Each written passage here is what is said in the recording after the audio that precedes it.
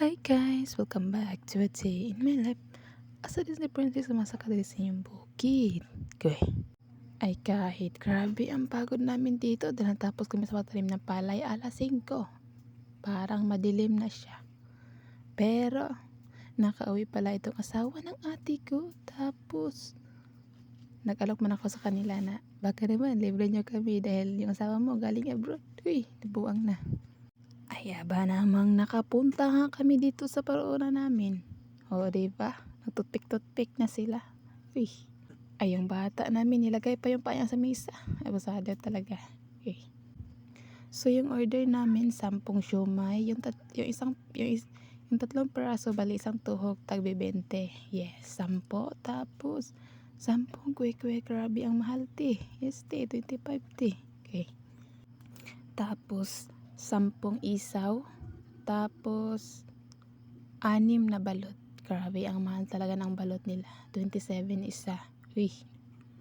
Tapos, yung quick nila, 25 din yung isa. Okay na din ang bahalang mag-total. Okay. Tapos, na-serve na no, hindi rin namin alam kung bakit ganun lang. Okay. Siyempre, napalapin na sila dahil busog na. And after that, so, ayun na nga. Ayaw ko na din magsabi pa na madami-dami. Basta kayo na lang din ang bahala kung makapag-bili din kayo sa kanila. Naubusan kasi yung suki namin. Kung hindi sana ay grabe. Parang ang bandingan talaga namin magpamilya. Kasi nga, alam nyo na, kapag kapamilya lang magkabandingan, cherish the moment talaga. Okay? So, ito na nga ang aming mini volley bar dito. O, diba?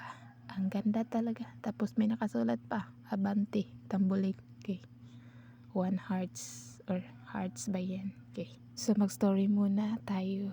So, ayun na. Simulan na natin. So, habang nakain nga pala kami doon, no, sa mga kwek-kwek-kwek-kwek, ano patawag dyan, may nangangaroling din sa amin. Tapos, binigyan din ng asawa ng ate ko ng 50. Diba? Grabe, iba na talaga ang buhay. Okay. Tapos, nakain kami. Sinabi namin isa't isa, mga sister ko. Naalala nyo pa ba yung natin, kabataan natin, nangalakal pa tayo ng basura.